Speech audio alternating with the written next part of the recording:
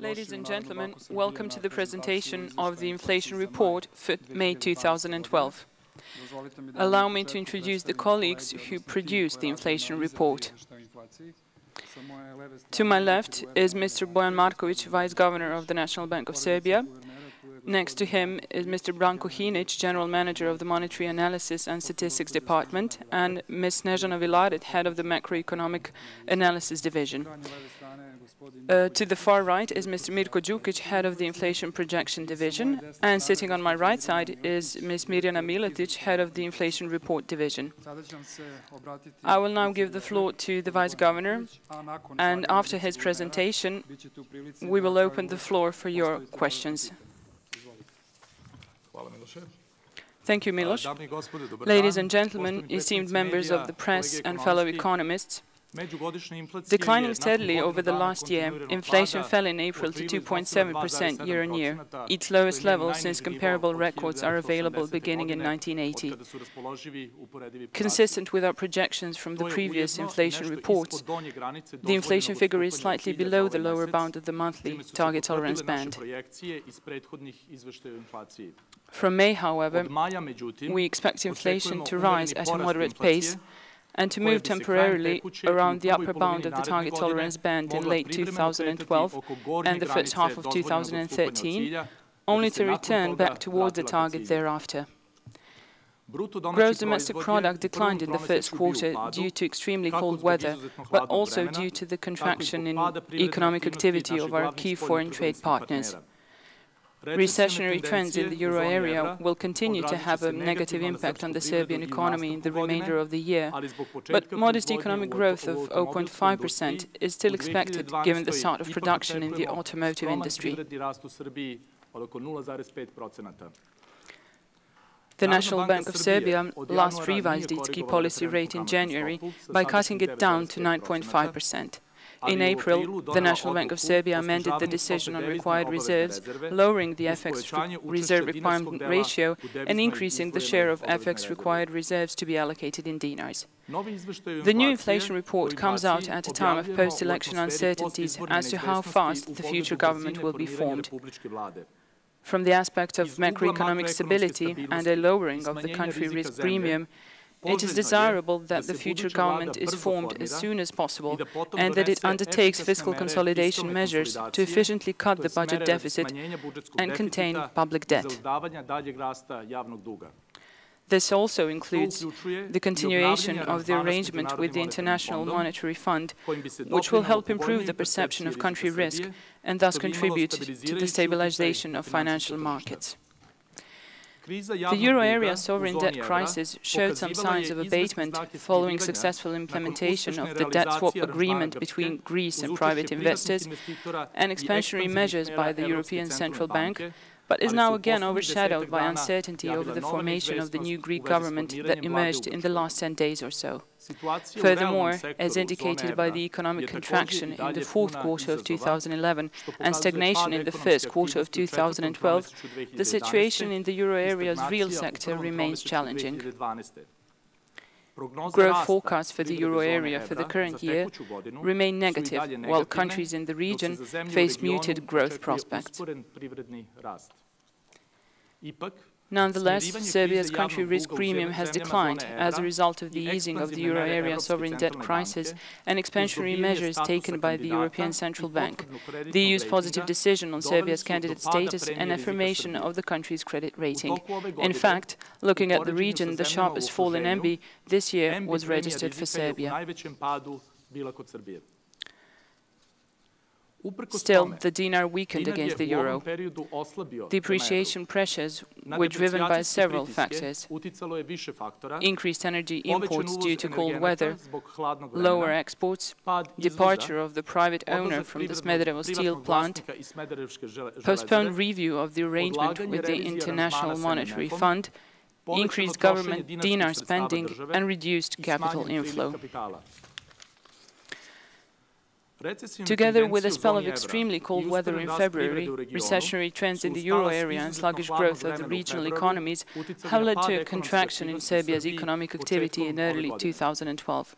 According to preliminary estimates for the first quarter, gross domestic product fell by 0.5% from the previous quarter and by 1.3% from the same period last year. Unfavorable weather conditions in February strained and even restricted electricity supply to a large number of enterprises. Together with the suspension of operations of the Smederevo steel plant, this pushed manufacturing down by as much as 12%. However, as the production not only normalized in March, but also compensated in part for what was missed in February, manufacturing picked up by 19%.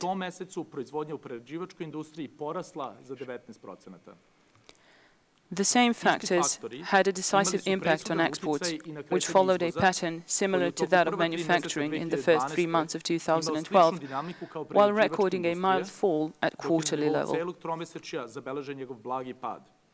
The steepest drop in exports was registered for base metals, chemicals and chemical products, while exports of agricultural products and electrical equipment increased. Cold weather prompted an increase in imports of energy and thereby intermediate goods, pushing overall imports higher. On the other hand, imports of equipment and consumer goods recorded a decline. Economic activity contracted in the first quarter. The negative contribution came from net exports, as well as lower private sector investment, signaled by a dip in imports of equipment and reduced construction activity and adverse weather conditions. Conversely, an upturn in retail trade points to a positive, though modest, contribution of household consumption to economic activity. Economic activity is expected to increase in the upcoming quarters and reach roughly 0.5% for the entire year. Over the short run, increased government expenditure in the first half of the year will give a positive contribution to domestic demand. By contrast, euro area recession and stunted economic growth of Serbia's other foreign trade partners will reflect negatively on demand for Serbian products and the inflow of foreign direct investment in the course of this year. Despite this, past and current investments in export branches of industry, primarily in the automotive industry, will lead to increased production and exports from the second half of the current year. Past weakening of the dinar will also give impetus to export growth. In view of high unemployment and modest economic growth, final consumption is expected to contract this year as well. Coupled with a fall in investment demand and past weakening of the dinar, this will probably result in lower imports in 2012. With production picking up in the mostly export-oriented automotive industry, a more palpable growth of the Serbian economy of 3% could be expected in 2013. This, however, will largely hinge on the speed of the global economic recovery. Growth may turn out slower than anticipated in case stricter fiscal consolidation measures are applied. In our view, however, application of stricter consolidation measures is desirable as it would contribute to macroeconomic stability, public debt sustainability, lowering of the country risk and consequently of the cost of borrowing, all of which would have a positive long-term impact on the economic activity in Serbia. We wish to underline again that sustainability of economic growth in Serbia is more important than its pace, which assumes further shifting of the sources of growth from domestic final consumption towards net exports and investments, primarily into export-oriented. Inflation has been on a steady decline throughout the last year, mostly as a result of weakening cost-push pressures on food prices, low aggregate demand, and restrictive monetary policy measures applied at times of strongest inflationary pressures. The fall in year-on-year inflation was particularly pronounced in the first months of the year, as substantial price hikes from early 2011 dropped out from the calculation. Inflation thus fell from 7% in December to 3.2% at the end of the first quarter and to 2.7% in April 2012, which is the lowest year-on-year inflation rate since comparable records are available, beginning in 1980. This is also slightly below the lower bound of the target tolerance band for that month. Such inflation movements are consistent with our projections from the previous inflation reports. Consumer prices increased by 2% in the first quarter under the influence of several diverging factors. The rise in input prices on the back of a weaker dinar has so far produced only a minor inflationary effect, as importers, faced with low demand, abstained as much as possible from raising domestic prices. There were, however, some price increases in this respect, most notably in the case of foreign currency index prices, such as flat rentals and cars. This is also the key reason behind the rise in market-determined prices of non-food products and services. Excluding a substantial increase in prices of eggs, food prices continue to have a disinflationary effect in the first quarter. By contrast, a more notable push to consumer price growth came from an increase in prices of petroleum products on the back of rising global oil prices early in the year and prices of cigarettes following the regular adjustment of excises to consumer price growth in the prior year. In the year to date, there have been almost no increases in administered prices. After reaching minimum level in April 2012, year-on-year inflation is expected to rise at a moderate pace from May and return towards the target. It will hover close to the upper bound of the target tolerance band in late 2012 and in the first half of 2013, and thereafter fall back towards the target. In the second quarter of 2012, with the coming of the new agricultural season, inflation growth will be driven primarily by rising prices of fruit and vegetables. Our expectations are based on the fact that these prices are currently low because of a drop in the prior season, and that there will be some scope for their increase, even if the new agricultural season turns out to be average. Moreover, we expect that the absence of administered price growth in the year to date will be compensated after the formation of the future government, which will impact on growth in headline inflation in that period. Over the medium term, however, it is likely that growth in administered prices will slow down from early years as they come close to their economically sustainable level. After reaching their historical high in euros early in the year, global oil prices have been vigorously declining since the beginning of April and are likely to generate a disinflationary effect over the coming months. In addition, given the high unemployment rate and a modest outlook for economic growth in both Serbia and its major foreign trade partners, we estimate that low aggregate demand will weigh down on price growth in the coming period.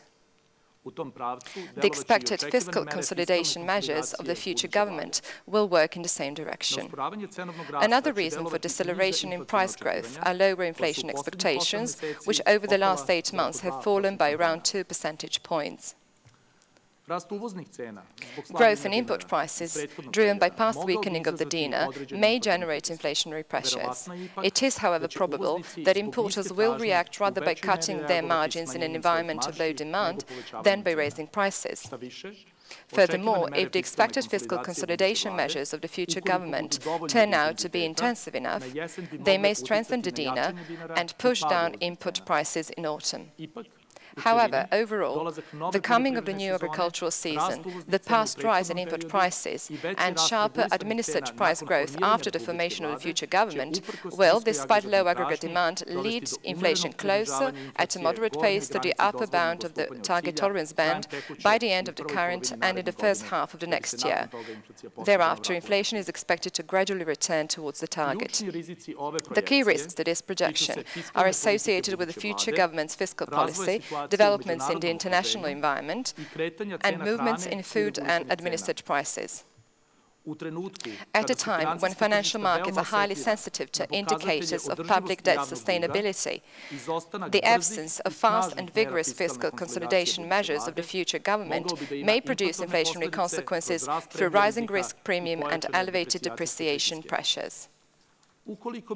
If, on the other hand, fiscal consolidation measures involve VAT hikes, this will bring about a one-off temporary rise in prices, but in the medium run, inflationary pressures would weaken owing to the strengthening of the dinar and falling risk premium.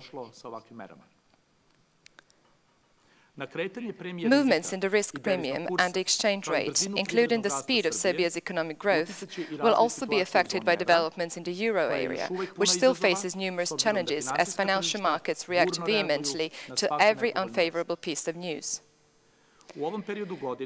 Risks acting in both directions associated with coming of the new agricultural season are present in this period of the year as well.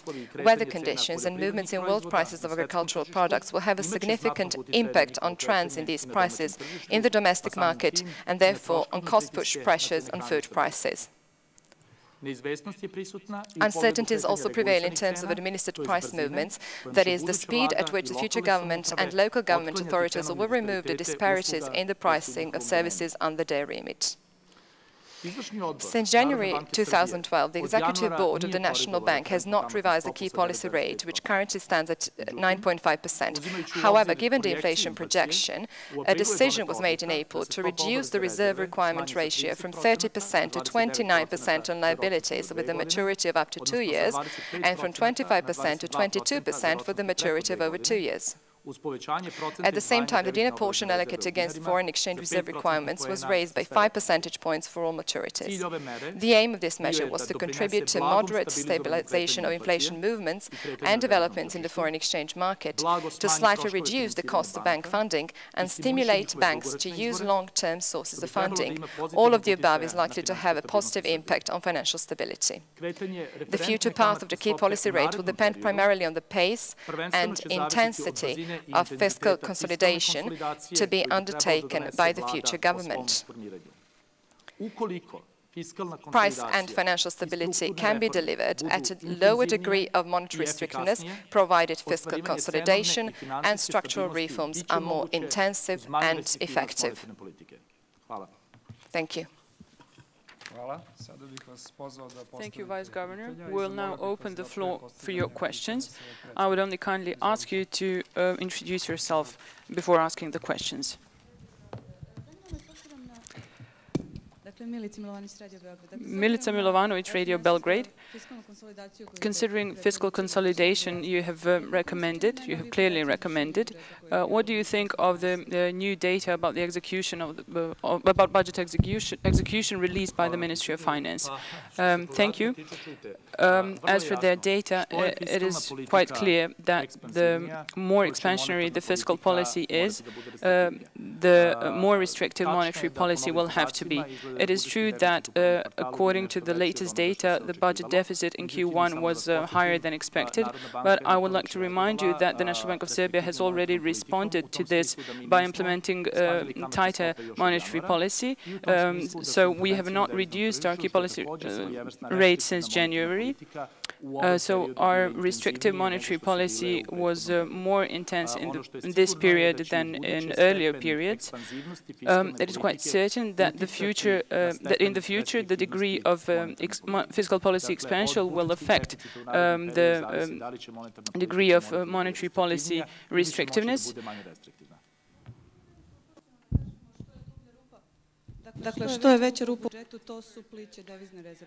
Are we trying to say that the deeper the budget gap is, that the foreign exchange reserves will be more shallow? Foreign exchange reserves are not the only way for the monetary policy to respond. Reaction by using foreign exchange reserves makes sense only if we estimate that the fiscal deficit is temporary in character. So what you said, a hole in the budget. This is our basic estimate.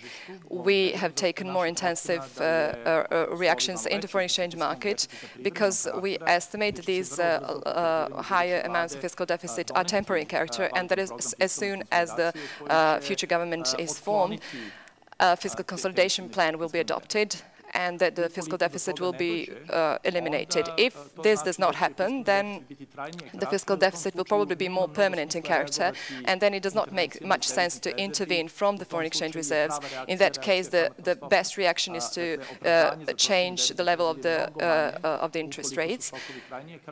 So if these shocks turn out to be more permanent, then there is no justification for using foreign exchange reserves. And if they are temporary, then there is sense in using foreign exchange reserves. When it comes to fiscal consolidation, you mentioned that this is one of the risks to achieving the key objective of the National Bank of Serbia. What should this fiscal consolidation look like? You mentioned an increase in VAT, which will put a burden on consumption. And what is it in this fiscal consolidation that will have a disinflationary effect? Dakle, u detaljima adekvatnog programa fiskalne konsolidacije je dobro popričati sa Fiskalnim savetom i the best thing to, you should discuss details of the fiscal consolidation plan with the future government and with the fiscal council, but it is a fact that Serbia and any other country should pay attention to two important balances. One is fiscal balance and the second thing is external balance. So there needs to be a match between exports and imports and a match between foreign exchange inflow and outflow. Fiscal policy can affect both these things. So what is important in the program of fiscal consolidation is to define this program in such a way that there is a fall in the fiscal deficit and the level of external debt. According to budget system law, levels of public debt should not be higher than 45% of GDP. If this happens, then an adequate program of fiscal consolidation needs to be formed, which will, in a sustainable period and in a sustainable manner, lead to a fall in in this ratio of for public debt to GDP below 45%. So we need to pay attention to the expenditure side through a rationalization of expenditures. On the income side, we need to pay attention to finding ways to increase income. So this can be either improved tax collection or an increase in tax rates. But another important thing that this fiscal consolidation plan should pay attention to is the external imbalances that Serbia is facing. Current account deficit was 9.4% of GDP. This is not that bad because this deficit was driven primarily by imports of equipment in Serbia. So this is a signal of future investments, but a portion of this deficit refers to a deficit that needs to be eliminated over the long term. The manner of eliminating this deficit, there are three key mechanisms for eliminating this deficit. One includes structural changes that will lead to a stimulation of production in export-oriented and sectors. This is the best way, but this way takes time. The second is our fiscal policy measures. So one is measures in terms of consolidation, matching of the expenditure and income side, and the second thing is how to constitute this export side and expenditure side in order to eliminate this imbalance. You can have the same level of expenditure and income, but for example, within income you can put more tax on consumption and less on investment, and with the same tax level you can induce a decline in consumption and an increase in investment if these investments are investments in export-oriented sectors. And this will then enable us to have a fiscal policy which removes external imbalances. Also, when we come to the expenditure side, we should focus more on investment in export-oriented sectors, and on the other hand,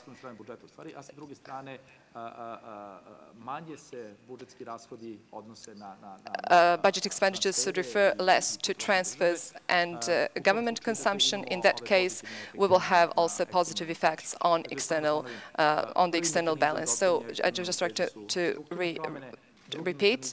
The first mechanism is structural changes. The second is the composition of fiscal income and expenditure. And the more efficient these two mechanisms are, there will be less need to remove this imbalance by depreciating the dinar. I'm convinced that if these two mechanisms are sufficiently efficient, there will be no need to have pressures in the foreign exchange market. Moreover, if these two mechanisms are very efficient, we may even see the foreign exchange market going in an opposite direction. Snežana Krivokapić, Blitz. Ovako, po odluci o obaveznoj rezervi banki se vratilo Based on the decision on required reserves, banks withdrew around 460 million euros. What effects do you expect on the dinar? When it comes to the effects on the exchange rate of the dinar, I would like to remind you that the release of around 460 million euros to banks is one thing, and the withdrawal of 16 billion dinars is another thing. So this decision definitely had certain temporary effects on the foreign exchange market, and it led to the strengthening of the dinar. But we should bear in mind that banks already had ample dinar liquidity in their repo stocks. Repo stock is currently around 75 billion dinars. So what we have noticed is that a large part of the demanded dinar funds came from the rechanneling of funds from repo stock. We also follow what's happening with the released liquidity under foreign exchange liquidity. For the time being, these funds are still held for the major part on bank accounts. A part of them is also used for the repayment of their debts. The effect on lending activity is has so far been small, but we continue to keep a close eye on the effects of this measure in order to get better insight into the intensity of this measure and the extent to which we can rely on it in the future. I have one question also. The situation in the banking sector, when it comes to NPL movements and when it comes to bank lending itself, lending to households and to the corporate sector.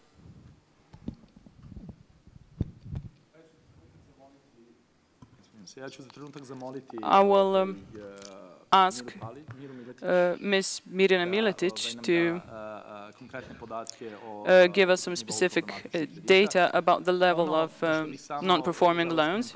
I would only like to draw your attention to the fact that, as we have already pointed out, the level of non-performing loans is following the level of economic activity, but with a certain delay. So when economic activity falls, the level of non-performing loans does not fall immediately, but this does not rise immediately, but this comes out with a lag effect after several months. So the fall in NPLs will be able only when we see a recovery in economic activity. What's also very important when talking about NPLs in Serbia and when comparing the level of NPLs in Serbia with other countries is that in addition to the fact that the level of NPLs in total lending is slightly higher than in other countries, on the other hand, these NPLs are fully covered by the loan loss provisions. And these provisions, the ratio of loan loss reserves to NPLs is more than 120%, which means that all NPLs in Serbia are covered, which is not the case in other countries. Another important thing is that during this crisis, we have had a crisis and a fall in economic economic activity, and we have also seen a shift in the sources of growth from one group of industries to another group of industries. So what we have been going through in Serbia is a kind of transition, which is not the case with other countries.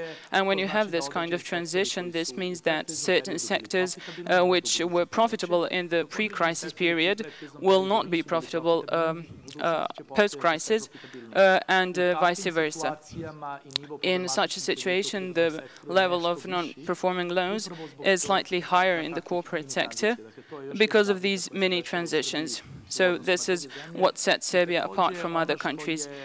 And another thing is that the solution to the NPL problem in Serbia will be more difficult to find because of certain structural difficulties, because of bankruptcy procedures, bank motives to keep NPLs on books until the bankruptcy procedure is completed. So these NPLs are kept in bank books for a longer period of time than in other countries, and this all leads to a higher level of NPLs. Before the crisis, NPL level was 11%, and now it is 20%. So when you look at this increase in the level of NPLs, you can see that the increase is average or below average when compared to other countries. And Mira will now give us specific data. According to preliminary data for March, the level of NPLs was 20.1%, by contrast to the previous period, when mostly the corporate sector was the sector with the dominant share of NPLs. Now it is, relative to February, it is the household sector. The level of NPLs in the corporate sector declined. For instance, in February, it was 22.4%, and it fell to 22.1% in March, whereas a mild upward tendency is recorded in the household sector, where NPLs rose from 8.2% to 8.3% in March. But as Vice Governor Markovic said, from the start of the year, this upward trend in NPLs has not been that pronounced. For instance, late last year, NPL made up 18.9% of total lending, which means that there has been a 1 percentage point increase in the level of NPLs. Can you please repeat? Movements in the lending activity in the period so far. Snezhana, do you have specific details on lending activity movements? But before Ms. Snezhana gives specific details, if you look at the lending activity in Serbia, look at real loans, excluding the effects of inflation and exchange rate, Serbia is one of the few countries that throughout this period of crisis had constantly positive growth rates in lending activity. So there was never a time when we had negative rates of lending activity. So there was always a growth in lending activity. However, we should bear in mind another thing. Even before the crisis, we had a very large share of cross-border loans. And what we are noticing right now is that since the start of the crisis, cross-border loans have been declining, and loans given directly by the Serbian banking sector to the corporate and household sectors are rising. This indicates a rise in the potential of growth of the banking sector in Serbia, because banking sector can only grow if there is a substitution of these cross-border loans by domestic loans. So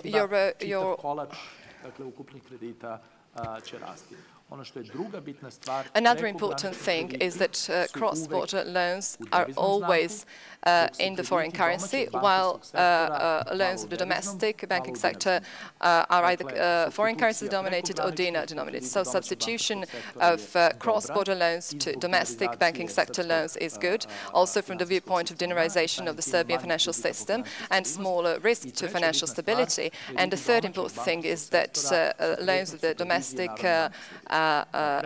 banking system are subject to the supervision of the National Bank of Serbia. The National Bank of Serbia is a very conservative, prudent supervisor, and we really wish to have the bulk of the loans under our supervision.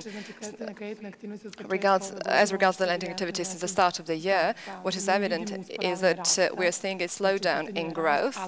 So there is a growth, but it has decelerated from late last year. According to preliminary data for April, there was a major slowdown in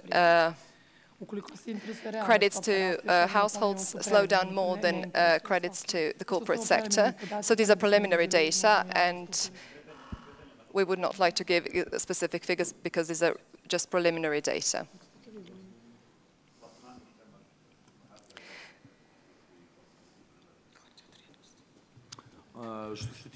When it comes to the repo market, this is not a genuine securities market, so we have so-called reverse repo operations. Repo stock is 75 billion. It was higher several months ago, but you need to have in mind that our decision on the reserve requirement led to a fall in the repo stock to when it comes to investments in government securities, I will ask Mr. Hinic if he has any specific figures on this. We will find these data in a moment.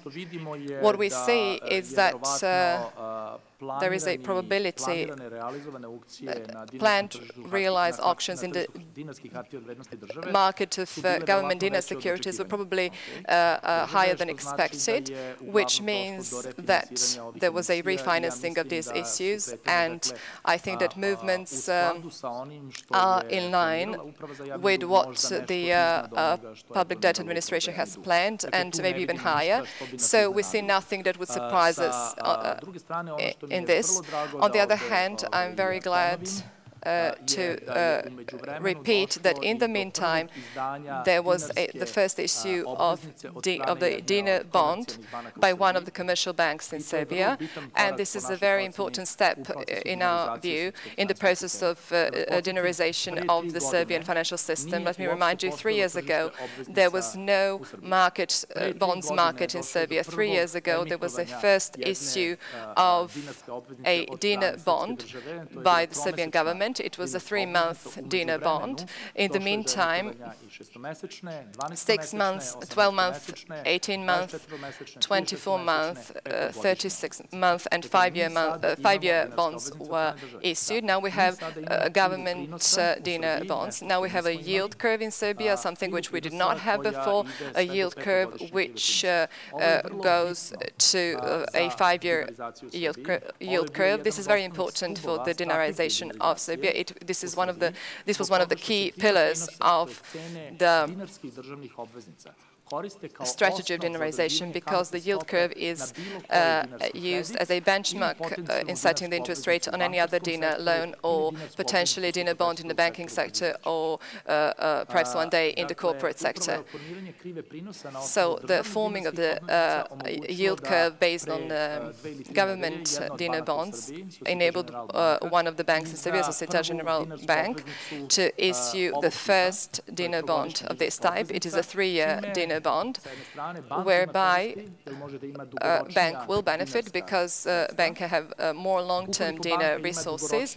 If a bank has long-term dinar sources, then it will be able to grant longer-term loans. So the corporate sector will benefit from such developments, and on the other hand, corporates will also benefit because if there are government and bank bonds, larger enterprises countries may consider raising dinar sources for their operations by issuing a bond as an alternative way of financing. And in this way, they could acquire longer-term dinar resources to finance their operations. So it is an important step in developing dinar financial markets. Marko Subotić, Al Jazeera. From Al Jazeera. Just a moment. I would like to answer Mr. Kovacevic's question regarding government borrowing in the financial market. We're talking about 50 billion this year, ending with April. What's important for us is that there has been a shift towards longer-term borrowing. So new borrowing increased. New borrowing is almost entirely long-term. Are you concerned about dinar movements in the last month? Is there an alert signal? Is the alert signal in the National Bank of Serbia on? Can these oscillations in the dinar exchange rate be attributed to the psychological factors induced by the elections, or are there any other reasons for the dinar's decline? About a month ago, the dinar stood at 111.4, and today it's 112.4, which is an increase of 0.5%. This change is not significant, but it remains a fact that the National Bank of Serbia intervened more intensively in the foreign exchange market over the last month. More intensive interventions in the foreign exchange market as a measure of monetary policy make sense when, in cases when shocks are affecting the foreign exchange market are temporary. These shocks are temporary, and they were triggered by a slightly higher energy imports during the winter time. Then the perception of risk after the departure of the private owner from the Smederevo steel plant and the suspension of the arrangement with the IMF also had some effect. There are also concerns about the external imbalances of Serbia. So if we get back on track of structural reforms and fiscal consolidation, which implies continuation of the arrangement with the International Monetary Fund, in this case, these two mechanisms, structural reforms and fiscal consolidation, will be probably sufficient to remove the pressures in the foreign exchange market and even induce pressures in the opposite direction. In this pre-election period, as quite expectly and immediately after the elections, we cannot expect much of structural reforms, and this is why the depreciation of the dinar was somewhat more intense. We expect that following the formation of the future government, a program of fiscal consolidation will be developed, and this will help remove and alleviate pressures in the foreign exchange market. But as I have already mentioned, during the last month, the exchange rate was relatively stable. I will repeat, interventions make sense only if the shock is temporary in character, and should there be no valid program of fiscal consolidation, these interventions would make no sense, and we would have to respond by other monetary policy measures, primarily through changing the key policy rate. However, we are convinced that very soon the future government will adopt a valid program of fiscal consolidation, and what is currently happening in the foreign exchange market is temporary. Đuro Vukelić, Novi Sad Radio. What are the inflationary trends in countries in the region? We know that we share part of the risk with some of them. How did they manage to keep inflation at a lower level than us. So currently, inflation in Serbia is lower than in many euro area countries, and it is definitely at the level or even below the level of inflation run by some other countries in the region. Other countries in the region have higher inflation rates. I will now kindly ask Mr. Hinic to give us specific exact data about inflation in other countries in the region. Depending on what's happening in these countries.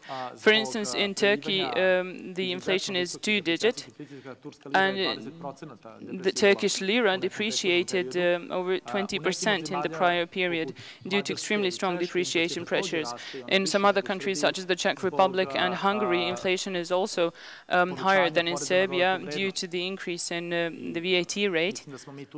And I think that we are quite clear here that the increase in the VAT rate in Serbia, any such increase would lead to an increase in inflation, but this would be a one-off increase, and the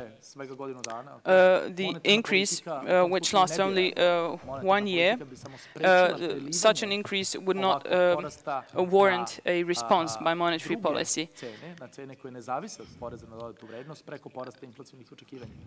But this could also impact on inflation through inflation expectations, and I think that this would be a good moment now for me to ask Mr. Branko Hinic to give us details about inflation in other countries in the region. When it comes to inflation movements, Serbian inflation is currently at 2.7% year on year. What's also very interesting is that this is inflation which corresponds to the level of inflation currently running in the United States and the euro area, consistent with our projection, and we expect a rise in inflation. And considering that some of these countries have seen revisions in their VAT rates, for instance, Hungary is having inflation of 5.5%, Turkey 10.5%, Great Britain 3.4%. So these are the countries that have a relatively higher inflation rate than Serbia.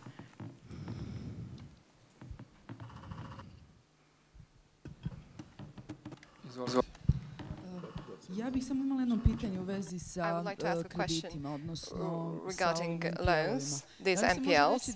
Can it be said that this is a trend, or this was only temporary, that households are defaulting more on their obligations than the corporate sector? Also a question for the Vice Governor. Is there another bank that is under particular supervision? Because there are certain banks that have higher NPL levels than the general level of NPLs. And when will we be able to hear something more about the Agro Bank? Will a plan of restructuring be adopted by end June? And is it already known that losses have declined compared to end 2011? Thank you. I will ask Mr. Branko Hinic to comment on this first question, although I would like to emphasize that rates of 8% of NPLs relative to total loans are not rates that are not high. So these are minimum shifts from 8.3 to 8.4, as Ms. Maletić already said. As regards the second question, according to our information, there are no signs that there will be similar movements in other banks except Agrobank. I would just like to remind you that Agrobank is that one of supervisory measures has been pronounced against Agrobank, so there is a plan of activities that has been approved and that is monitored, so this plan of activities should be given a chance to be materialized. If this does not give the desired effect, then other options will be considered, but I would like to remind you that Agrobank is still a bank with a banking license. Thank you. Gordana Filipović, Bloomberg. Can you tell us how it happened that you missed such a hole in the finances of Agrobank? And then can you again tell us something more about foreign exchange market interventions?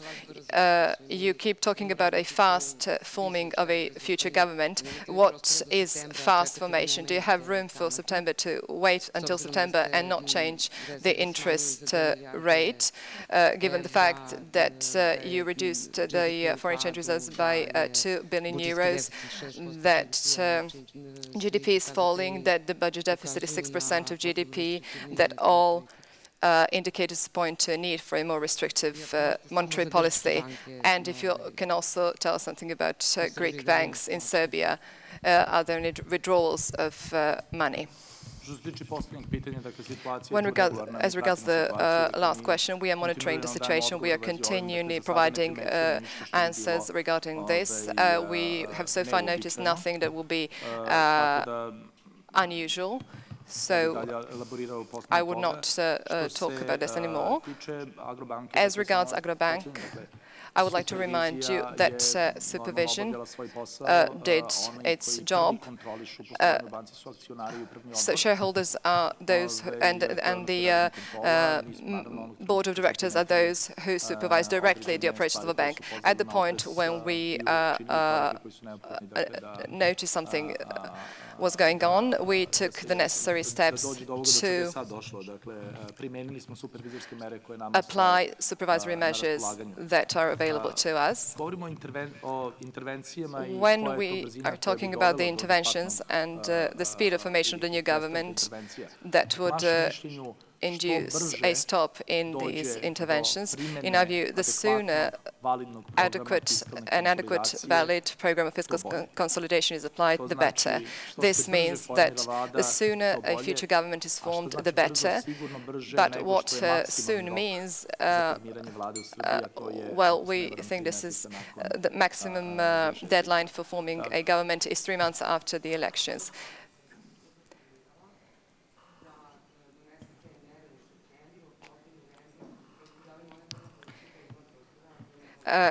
Can you wait?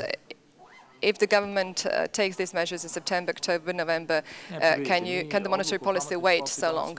We make our decisions on the key policy rates each month, and whenever we make a decision on the key policy rate, we evaluate everything that can happen in terms of different risks, including the risks relating to the fiscal policy. So we will certainly not wait for 3 months if there are no news or no signals.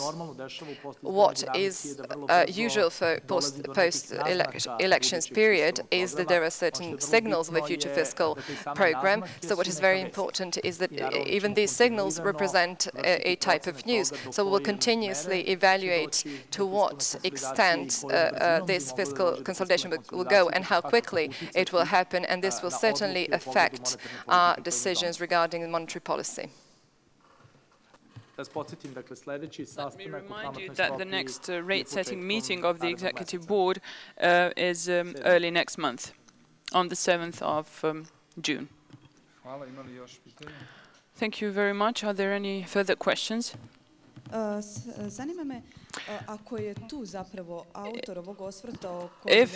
the author of a text box published in the inflation report about the convergence of Serbian prices to EU levels, if we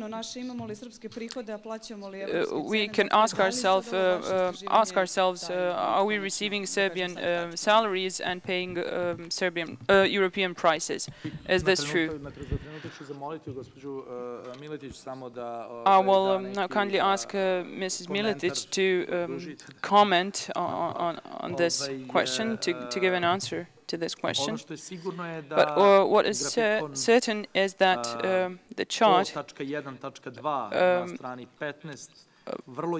in that text box Chart 012 clearly shows that there are countries that are within the European Union and which can keep their price levels at significantly lower level than the average EU prices. This shows that all of these markets are rather specific and indicates that convergence does not necessarily mean the equalization of prices with the prices in the EU. The structure of income is different.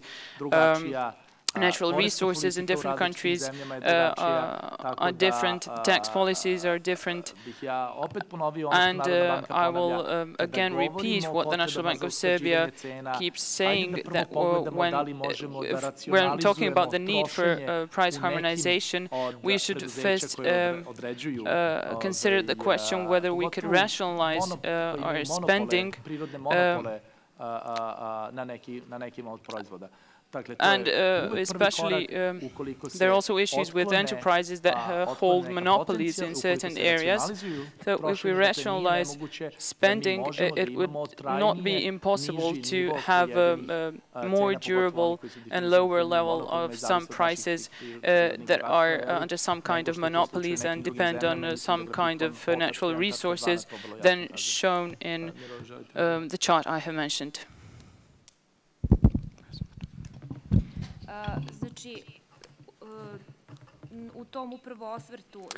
In this text box, chart 011 shows that our price level corresponds to our income levels, which means that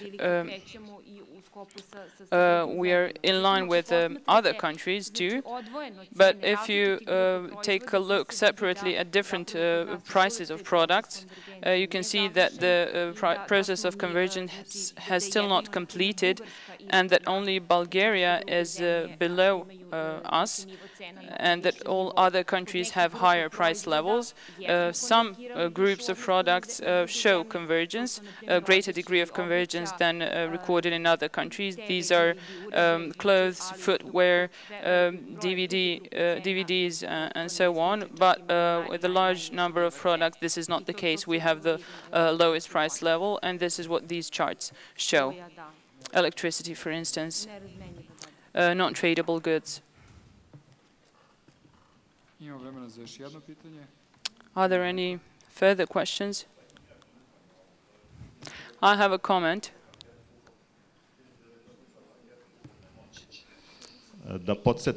I would like to remind you that discussing price levels doesn't make much sense if we don't take into account the purchasing power parity. There are two parities operated in the public. One is that of Eurostat, and we are a member of this project. The last parity, the last calculation was made for the period for 2009 or 2010, and there is also a calculation made by the International Labour Organization, and this calculation includes 50 or so countries worldwide, and while the Eurostat's calculation includes 27 EU countries, and the ILO calculation covers 50 countries. What we have used are the data of Eurostat. Thank you for this information. Maybe we could do the calculation, but this practically confirms the purchasing power parity. We have lower nominal income, but at the same time we have higher real income. So we pay less because we are not able to pay higher prices. We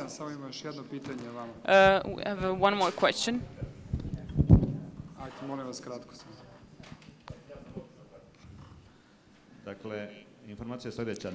So the information is the following. We have not somewhat higher, but significantly higher. We have GDP per capita of $1,000, and according to Eurostat, before the crisis, it was around 1,000 euros. So this parity in euro terms is lower than at the time. This has caused confusion among the public. I elaborated on this at a press conference some time ago, and there has been a whole scandal about it, and the media said that some experts were producing artificial standards. When you say it is necessary for Serbia to enter an arrangement with the IMF, so will a precautionary arrangement be sufficient, or we need a more binding arrangement, and how soon do you think this arrangement will be entered into? The speed of entering in an arrangement is very closely linked to a valid fiscal consolidation program, and when I say that we need to speedily conclude an arrangement with the IMF, I bear in mind a fiscal consolidation program. However, what always happens when we talk with the IMF, it is a joint process. We work together and decide on the most appropriate arrangement. The main benefit of the prior arrangement was that it was a guarantee of a valid fiscal consolidation program, and that in that sense, the arrangement we have set so far is sufficient, and the speed of entering into this arrangement is directly correlated with the speed of enactment of a valid fiscal consolidation plan. Thank you all, and until the next presentation of the inflation report in August.